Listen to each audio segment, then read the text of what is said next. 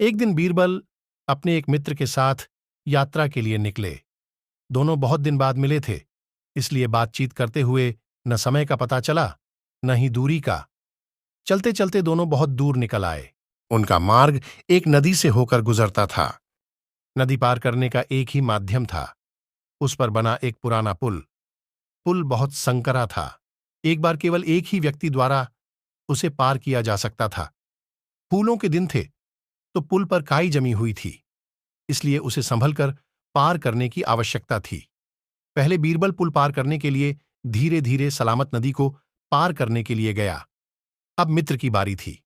वह भी पूरी सावधानी से पुल पार करने लगा, लेकिन पूरी तरह सावधानी बरतने के बाद भी नदी के दूसरे छोर से कुछ दूर पहले ही उसका संतुलन बिगड़ गया और वह नदी में जा गिरा।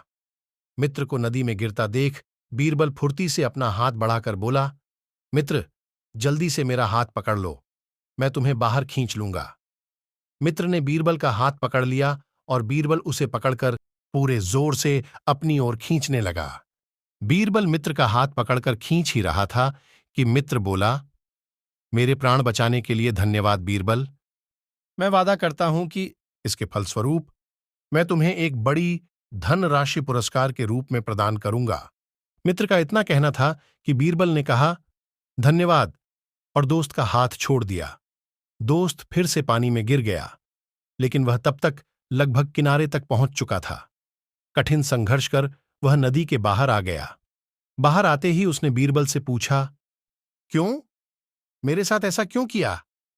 तुमने मेरा हाथ अचानक क्यों छोड़ दिया? अपना पुरस्कार लेने के लिए, बीरबल तपाक से बोला। पुरस्कार? लेकिन वह तो मैं नदी से बाहर आने के बाद देता हूं।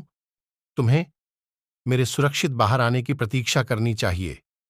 मित्र बोला, तुम्हें भी मुझे पुरस्कार की बात करने के लिए पानी से बाहर आने की प्रतीक्षा करनी चाहिए मित्र।